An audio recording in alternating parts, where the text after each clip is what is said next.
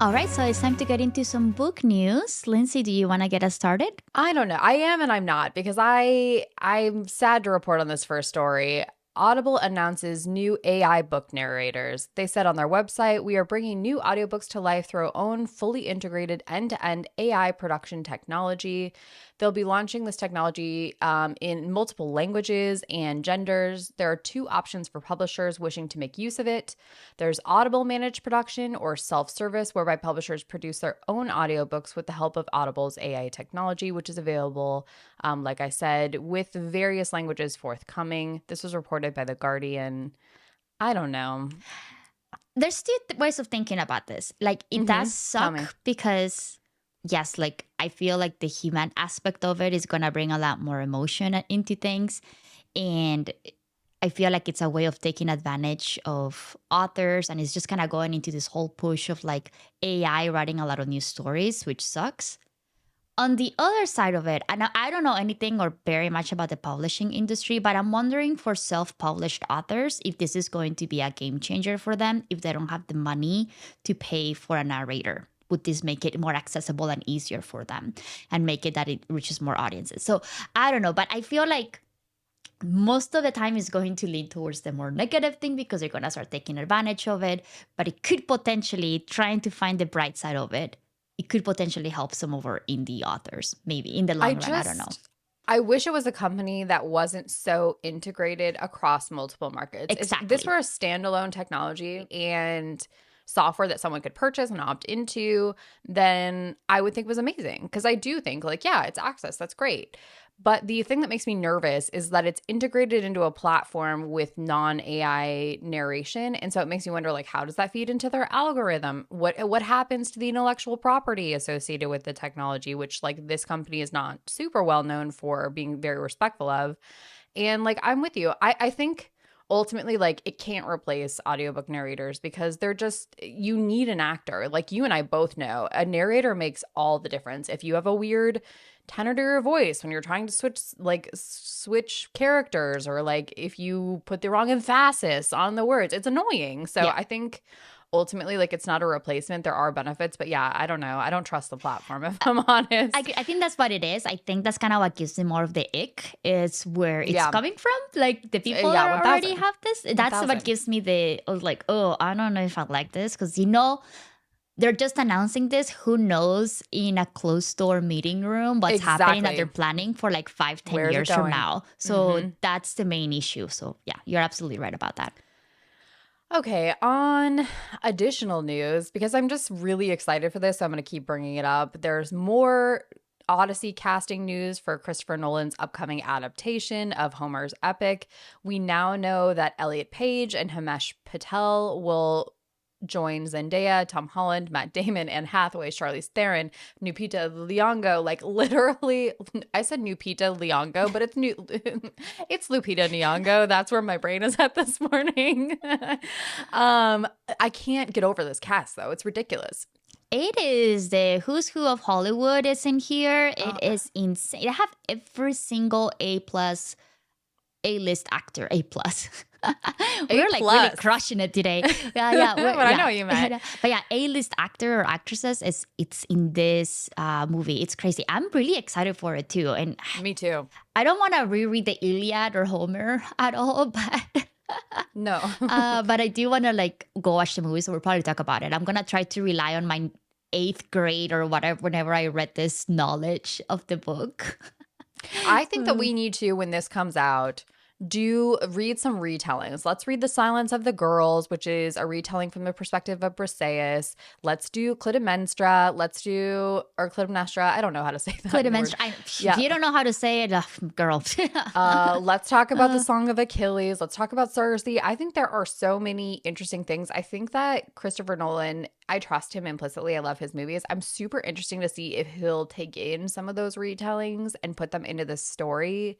I think there's not going to be a lot of like upset if we're retelling the Odyssey. So I don't know. I'm excited. I mean, this is the story as old as time. Like, like there Tale there as needs old to as be something. time. Yeah, no, That's kind you're of what I right. was thinking. So I mean, I would hope that there's gonna be some reimagining. I'm telling you, Lindsay, you can really sing. I know that you say you don't, but you Oh have my a God. beautiful You know what I voice. was just thinking in my head? It was like, how do I end up always singing some dumb freaking song on here? I am clearly like free associating. I would, in a million years, you would never get me to sing in any other environment. Anyway, yeah. The power of a microphone. You just put a microphone in front of Lindsay and she just starts I singing. can't be stopped. I'm a performer. I'm a star.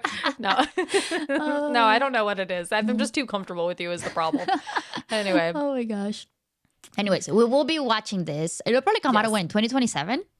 I don't know. Yeah, I think 2026? it's coming. I mean, they're filming right now, but I think I think it is 2026 or 2027. Okay. So Yeah, we'll be there. We'll be watching and we'll be reporting We'll be live. there. Kind of. uh, okay, so I know that we talked about it last week, the Millions Live Book Festival, aka Book Fire Festival. So a couple of the vendors from the event are actually creating their own event now, which is going to be called Romantasy in the Valley and is scheduled for July 25th, 2026. The event organizers are trying to do as much work as possible so they don't have a repeat of what happened in this Millions Live Book Festival. And the whole purpose of it is to try to kind of give another chance to a lot of the authors, the vendors, just to kind of get like a better platform and more people involved, because we do know that they did waste a lot of money in the travel, inventory, all of these things. So this is going to be their other opportunity for them to try to kind of get a little bit more exposure. The festival is set to happen on July 25th, 2026. And then if you guys do want to sign up for this, the deadline to be able to participate and become a vendor or be an author or have like a panel or something is going to be on June 1st of this year. So be on the lookout for it. Again, the name of the festival is going to be called Romantasy in the Valley, and this is going to be our second chance Book Fire Festival. Hopefully it's not a Book Fire Festival, but yeah, it'll be good. So did you hear about the men in Cleveland that burned over 100 books from the library like about 2 weeks ago? 100? How did he even get 100 at books. them? So apparently the library, you are in this particular library in this community, you are able to get up to 50 books at a time. And he went and got from two different libraries, 50 books all around race, religion, and LGBTQ plus community. When the librarians asked him like, hey, what are you doing with this? And they're like, oh, my son is part of the LGBTQ plus community, so I want to show him some support. So that was not the case. He went out into an alley, started filming himself, live streaming the burning of all of these books, which is pretty sad. Fortunately, a lot of the media attention around this community, they are refusing to repost or show any of the video because they don't want to have any repeats or copycats of this happening again, which I thought it was so smart.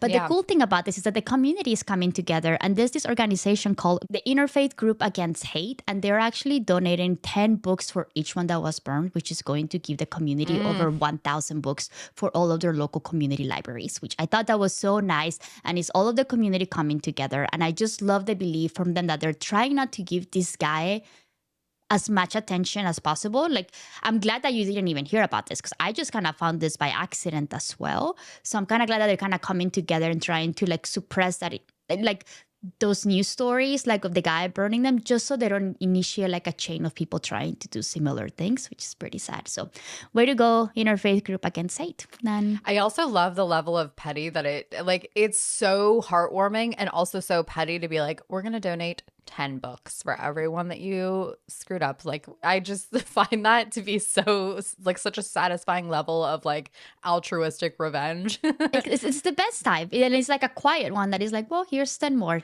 So yeah, the authorities are investigating. And then I think that like, this is like the thing that I found the funniest, that I was just like, wait, what?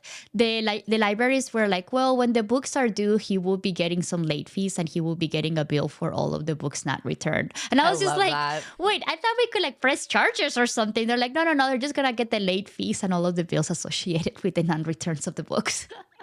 I also just, can we talk about a library that lets you lend out 50 books at a time? Like, what the heck? I didn't even know that was possible. My library right now lets me get out like 3 books at a time. Yeah, I think it's 3 or 4 for us. Like, we need to talk to this library about their policies. Maybe that'll be changing in the future. And then I have like an interesting fun fact for you about medieval readers. So, UC Berkeley just recently conducted a research on medieval books, and they kind of found that a lot of the books had a weird like discoloration and wear and tear, but they were very specific to the pictures in the books, like around the faces, hands of people drawn. And they have identified that the people, when they used to read back in the days, it was a very different experience from how we read nowadays. The way that they would do it is that they would touch a lot of people's faces as they were reading, kissing them, touching their hands and feet. And that's why you see a lot of that discoloration and usage and tear in a lot of these old school books. And even though at the time the books were ridiculously expensive and most of these books were written in Latin, they didn't have the same level of care that we do for like expensive things now, that we're like, we're gonna try to treat it lightly and not touch it. That was not the case for these people. They were just like, I'm gonna go ahead and touch it and kiss it and experience things in a different way.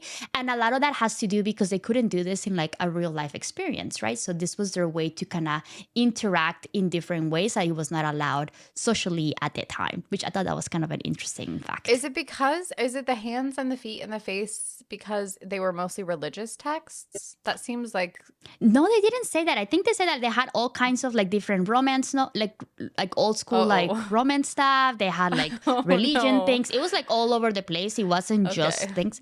They did say that everything was written in Latin, but it was from a wide variety of like just different genres and things that they were doing. So not romance books like we're talking today, because they're not. These are like epics, like tales, I guess, epics, tales, things like that. Okay.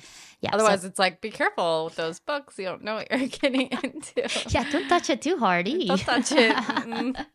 Gloves. Yeah, I just thought that was interesting. The way that we treat, like we care for things like that and expensive stuff in particular. Like I feel like, you gave me that awesome comic book for Pride and Prejudice. I still have it in the plastic because I'm like, I don't want to touch it. Oh, don't do that. It's like $11. I was like, this is my precious thing. But then they were just like, I'm going to get all my saliva up in there. I think that's like kind of a good way to look at things, because I'm that way too. I'm very precious about things. And I just had someone recently say like, they were talking about something else, but like, don't save your good outfits for sometime in the future, like wear them. And I am that person that I'm like, oh, I'll wear, I don't want to get it dirty. I don't want to do this. I don't want to like mess it up. I don't want to, and then I like just don't end up enjoying it at all. And then something happens and I'm like, well, I never used that thing and now it's unusable. Like, I think that's a good lesson to learn. It is. I need to be better about that too. All right. And that's all we had for book news.